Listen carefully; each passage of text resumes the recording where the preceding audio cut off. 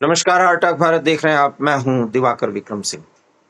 जम्मू कश्मीर को लेकर के ढेर सारी बातें हो रही हैं।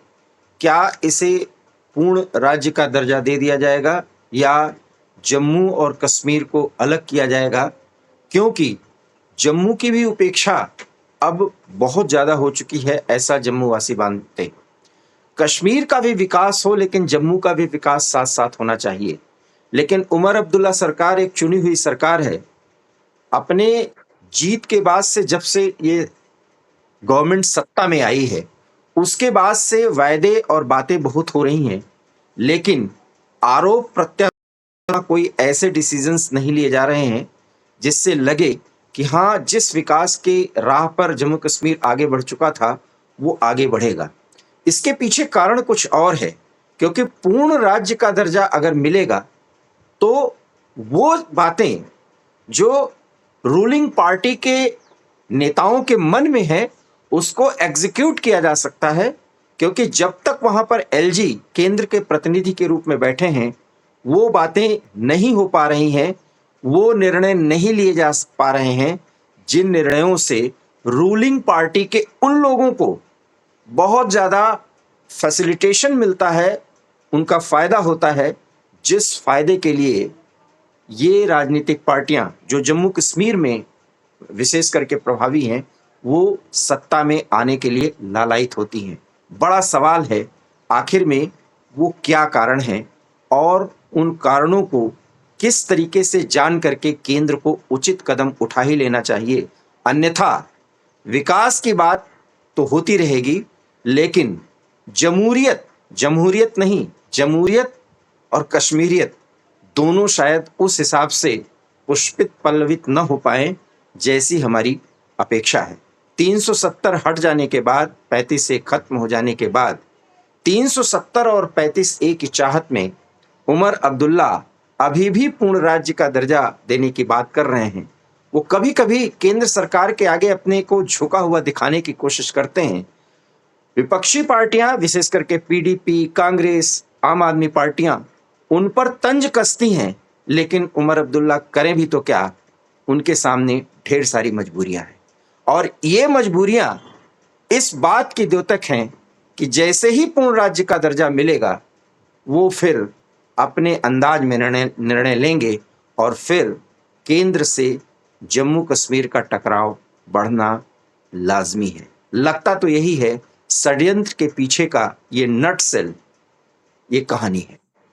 आगे की बात हम कर्नल बीरेन शाही सर से सुनेंगे, जिन्होंने 5 एपिसोड में इन बातों को बताया है। आज छठा एपिसोड है और वो बातें जो उनके मुंह से आप सुनेंगे, आप निर्णय पे पहुंचेंगे कि जम्मू कश्मीर में अभी क्या कुछ होना है, क्योंकि पर्दे के पीछे क्या कुछ किया जा रहा है, किया जाता रहा है। दोनों बातें। Over to you sir. धन्यवाद दिवाकर जी। पिछले एपिसोड में हम बात कर रहे थे जिस पर हमने 2 मुद्दों पर बात की थी। एक तो टेरर पूरी तरह क्रश क्यों नहीं हो रहा, और उस सिलसिले में मैंने जिक्र किया था कि कुछ लोग प्लेस किए गए थे पिछली सरकारों के समय में, अथॉरिटी में डाले गए थे, हर इम्पोर्टेंट जगह पर बैठाए गए थे, जो कि किसी न किसी रूप में, परोक्ष रूप में, कुछ टेरर एक्टिविटीज की, जो ओवरग्राउंड एक्टिविटीज हैं या स्लीपर सेल एक्टिविटीज हैं, उनको देखते हुए भी अनदेखा करते रहे। कुछ ऐसे भी लोग थे जो उसमें एक्टिव हिस्सा लेते रहे, जिसकी मैंने दी थी कि पिछले एक स्टेशन हाउस ऑफिसर को लाइफ इम्प्रिजनमेंट कोर्ट से दिया गया, केवल इसलिए कि वो फिदाइन अटैक को ऑर्गेनाइज करने में सहायता कर रहे थे। ऑर्गेनाइज किया गया, फिदाइन अटैक हुआ, सीआरपीएफ के 4 जवानों को मारा गया और एक पुलिस स्टेशन के एसएचओ इसकी देखरेख कर रहे थे। इसी प्रकार मैं एक और मिसाल देना चाहता हूँ, एक सीनियर ऑफिसर पुलिस के डेप्यूटी सुपरिटेंडेंट रैंक के, जब उनकी गाड़ी को ट्रैक किया जा रहा था एक टेररिस्ट की, तो वो हर नाके से निकल जाती थी।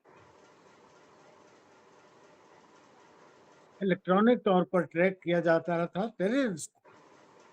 फाइनली जहां पर वो लोग खाने के लिए रुके, वहां पर सिक्योरिटी वो ऑफिस तंत्र ने घेरा डाला, उनको पकड़ा तो पता चला ये तो पुलिस की गाड़ी है।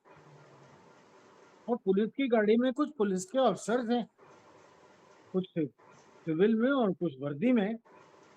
डिप्टी एसपी साहब उस गाड़ी को चला रहे थे और उनके बगल में वो टेररिस्ट बैठा था, लश्कर-ए तोयबा। मतलब उसको एस्कॉर्ट करके डिप्टी साहब अपनी गाड़ी में ले जा रहे थे और लाजमी तौर पर उनको हर नाके पर सलूट मिल जाता था। वो आगे निकल जाते थे, वो तो जहां भोजन के लिए रुके, तब सिक्योरिटी के लोगों को, जो कि लगातार उनका इलेक्ट्रॉनिकली पीछा कर रहे थे, उन्होंने घेरा डालकर जब चेक किया तो वो दरिंदा भी वहां मिल गया, डिप्टी एसपी साहब भी मिल गया। अब उसके बाद से आज तक वो जेल में है। हम्म, तो इस तरह की प्लेसमेंट्स की जा रही थी और इन प्लेसमेंट्स की वजह से स्लीपर सेल एक्टिव भी रहे, पर पुलिस के शिकंजे में नहीं आते रहे, धीरे धीरे मदद करते रहे, ओवरग्राउंड वर्कर्स की तरह सहायता करते रहे। और ये स्लीपिंग सेल आज भी कायम है। मिसाल मैंने दी थी, जिस तरह एक महीना पहलगांव के दरिंदे छुपे रहे। इसके बाद मैं अगली पॉइंट पर आता हूँ। एक मैंने बच्चों की बात की थी, वो बच्चे जिनकी माताएं कश्मीरी हिंदुस्तानी हैं, हस्बैंड उनके पाकिस्तानी हैं, और बॉर्डर और एलओसी के आगे आगे इस तरफ उस तरफ शादियां आम होती हैं। आधा परिवार इधर है, आधा परिवार उधर है, समझी समझी आस पार पार रहती है। इसी तरह कुछ ऐसे हिंदुस्तानी शौहर कश्मीरी जिनकी बेगमें पाकिस्तान से आई हैं। इसी कड़ी में अब मैं तीसरी चीज बताता हूँ। कुछ लोग ऐसे भी हैं जो गए थे यहाँ से, वो जो कहते हैं नहीं, बहका के चले गए गलती से। वो पाकिस्तान रहे, 4-5 साल रहे, शादी वहां कर ली, 4-5 बच्चे लेकर आ गए, बीवी लेकर आ गए। अब उनका जन्म पाकिस्तान में हुआ है, वहां के शहरी होने चाहिए। उनके अब्बा हिंदुस्तानी हैं। हम्म, तो ये एक तीसरी वैरायटी है। अब इन तीनों किस्म के बच्चों की लॉयलिटी आप क्या सोचते हैं कहाँ होगी? कुछ नंसाल के सगे होंगे, कुछ बाप के बेटे सगे होंगे, और जैसा मैंने तीसरा बताया, कुछ जन्म स्थान के सगे होंगे। और उसके बावजूद सोने पर सुहागा, इनको एजुकेशन मदरसों में मिली, या उस पार या इस पार, पर इनका इंडोक्ट्रिनेशन एक जैसा ही किया गया, जिसमें वो भारत को शत्रु और पाकिस्तान को अपनी सरजमीन मानते हैं। इन बच्चों ने अब बढ़कर 18 साल, 20 साल, 22 साल की उम्र में पहुंच गए हैं, और ये बच्चे भी कश्मीर में हैं। हम्म, कई इनमें से जॉब्स में सेटल हो गए हैं, कुछ सरकारी तंत्रों में सेटल हो गए हैं, और मैं समझता हूँ कुछ बेल्ट फोर्सेस में भी एंट्री पा गए होंगे। हम्म, इन सब चीजों को सोचते हुए एक बड़ा कॉम्प्लिकेटेड सा सिलसिला है, और इसकी पहचान तभी की जा सकती है जब जो बिहार के एसआईआर के तरीके से, या नेशनल सर्टिफिकेट नेशनलिटी के बने, इनकी पहचान की जाए। और वो पहचान होने पर भी इनके दिल खोलकर कैसे देखेंगे? हम्म, ये कारण है जिनकी वजह से मनोज सिन्हा जी का वो एजेंडा, जो कि टेरर मुक्त करना चाहते थे कश्मीर को, जे को, वो पूरा नहीं हो पा रहा है।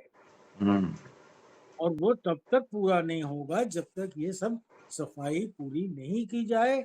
और उसका बड़ा एक रास्ता है, डेमोग्राफिक सर्वे, डेमोग्राफिक स्क्रूटनी और अल्टीमेटली डेमोग्राफिक चेंज। तो पूरी तरह भारत के नागरिक नहीं बनते हैं, पाकिस्तान में पैदा हुए पाकिस्तानी माताएं हैं, उनका फैसला करना पड़ेगा उनको किस तरह से आप भारत की नागरिकता में शामिल कर सकते हैं। इसी तरह जिनके अबू पाकिस्तानी हैं, सिर्फ माताएं यहाँ की हैं, तीनों वैरायटीज का मैंने जिक्र किया। इसके अलावा जे.एंड.के में और भी डेमोग्राफिक चेंजेस हुए हैं। ये चेंजेस वो हैं जो रोहिंग्या यहाँ आकर जम्मू में बसे हुए हैं, इनको बाकायदा कॉलोनीज बनाकर बिजली पानी की सहायता दी गई है, इनके वोटर कार्ड और राशन कार्ड बने हैं, इनके आधार कार्ड बने हुए हैं। और जैसा कोर्ट ने कहा कि आधार कार्ड को बुनियाद बना लो, तो उसके हिसाब से तो सारे अपने आप को शहरी साबित करेंगे। दिवाकर जी, एक और वैरायटी भी है। जी।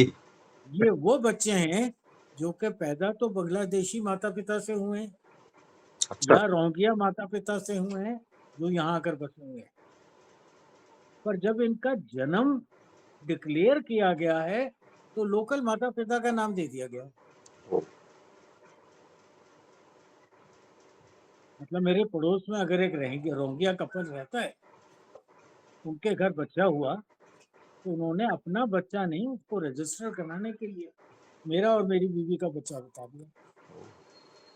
अब मैं तो भारतीय नागरिक हूँ,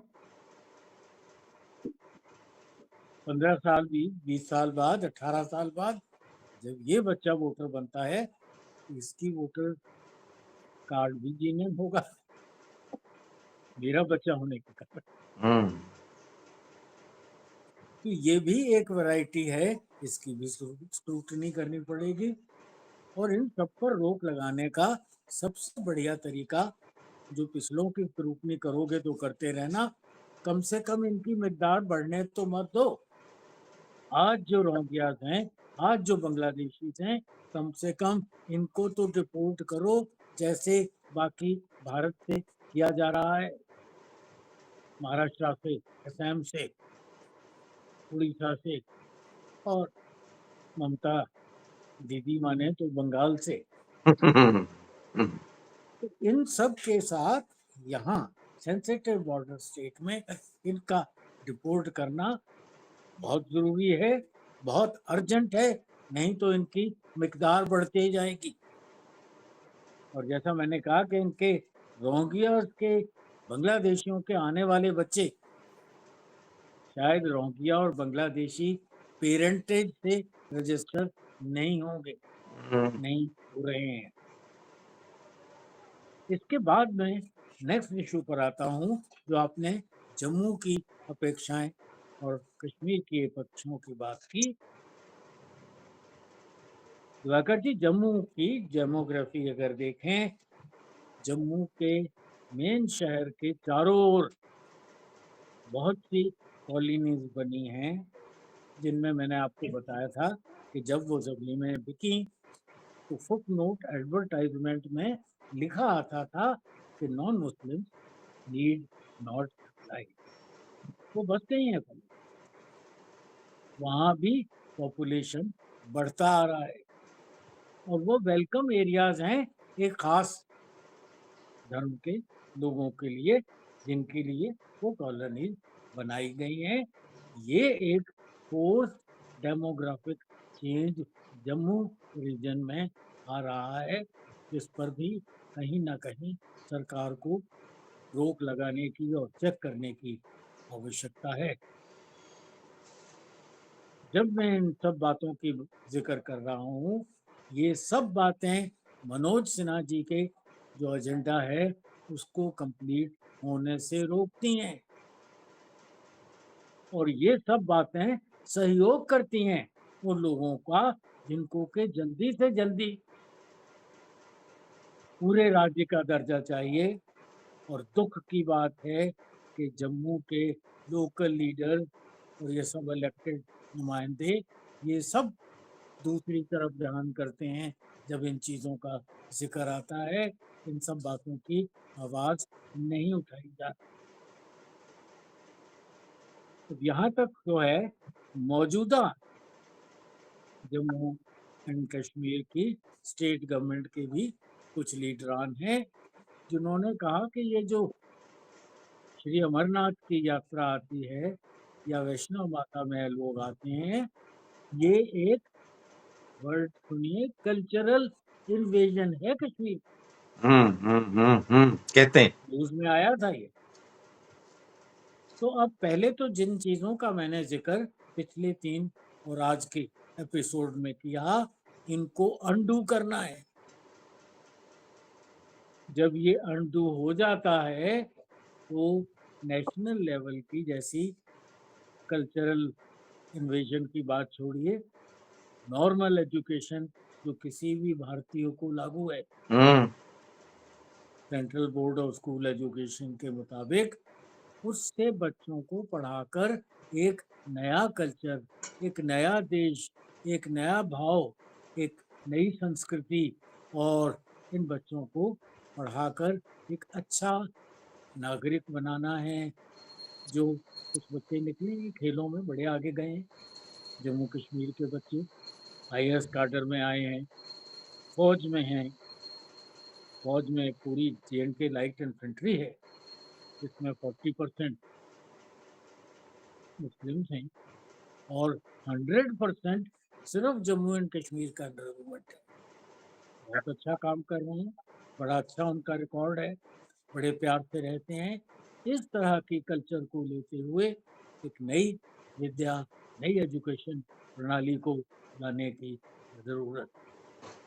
ये जो नई क्रॉप निकलेगी भारतीयों की, भारतीय कश्मीरियों की या कश्मीरी भारतीयों की, उसकी आवश्यकता है, उस डेमोग्राफी की आवश्यकता है जो यहाँ रहें, फले फूलें, पनपें, देश में योगदान दें, कंस्ट्रक्टिव तौर पर स्पोर्ट्स में आगे बढ़े, एजुकेशन में आगे बढ़े, रिसर्च में आगे बढ़े और हर उस फील्ड में आगे बढ़े जिसमें देश के नौजवानों को आगे बढ़ने की आवश्यकता है।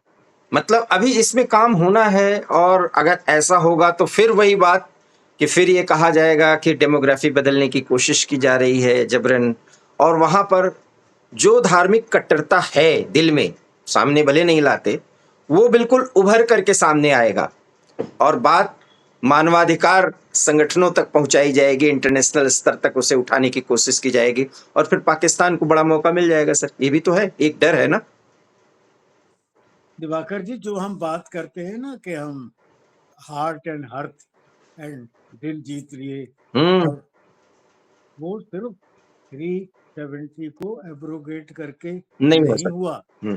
ये तब होगा जब जो मैंने कार्रवाइयों का जिक्र किया, ये किया करा जाएगा। और मैं नहीं कहता कि कश्मीरी बच्चों को बाहर निकाल दो, नो, हमें उन्हें एक सही रास्ते पर लाना है, जिस रास्ते पे किसी भी देश के नागरिक चलते हैं, बहुत बहुत संसार की नेशनैलिटीज जैसे चलती हैं। बहुत बहुत अगर आप धन्यवाद। भारत के नागरिक हैं, भारतीयों की तरह रहें, स्पेशल स्टेटस में नहीं, हमारी तरह, हम सब की तरह। अब बाढ़ आई हुई है कश्मीर में, हम कोशिश कर रहे हैं कितनी सहायता कर सके।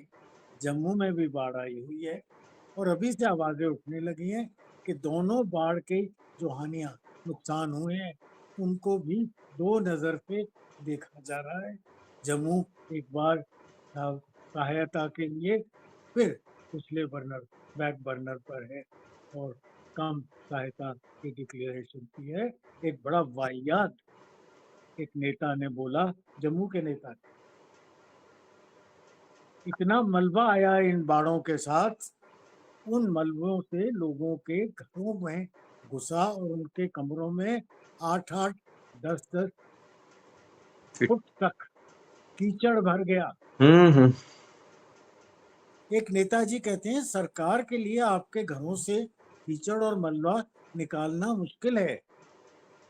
तो एक बड़ा सियाना समझ उन्होंने सलाह दी कि हम इन नागरिकों को जिनके घर में कीचड़ भर गया है और वो बेचारे छतों पर बैठे हैं बारिश में छतरियां लेकर, हम उनको ये कीचड़ दान कर देते हैं, इसको निकाल लो, बेच लो और अपने घर की हानि पूरी कर लो। क्या आप समझते हैं इतनी रद्दी सोच के लोग भी इस देश में हैं? तो इस तरह की बातें जब आती हैं, और ये जमहूरी हिंद के लिए सलाह दी गई थी, ये जो बाढ़ में मलबा बहकर आया है, घरों में घुस गया है, ये मलबा आप ले लो, कुल तो मिलाकर के बेचकर अपनी हानि पूरी कर। कुल मिलाकर के सर आपने जो बात बताई है उसमें बहुत कुछ काम करना है, और ये काम कम से कम जिस मानसिकता से नेशनल कॉन्फ्रेंस या पीडीपी के नेता कश्मीर में जमहूरियत के नाम पर काम करना चाहते हैं, वो काम फिलहाल संभव नहीं हो सकता। इसलिए केंद्र को और सख्त फैसलों के साथ जम्मू और कश्मीर को वास्तविक रूप से भारत के साथ जोड़ने की पहल करनी होगी। शायद आप यही कहना चाह रहे हैं। आवश्यकता दिल जोड़ने की है, आवश्यकता मानसिकता को जोड़ने की है।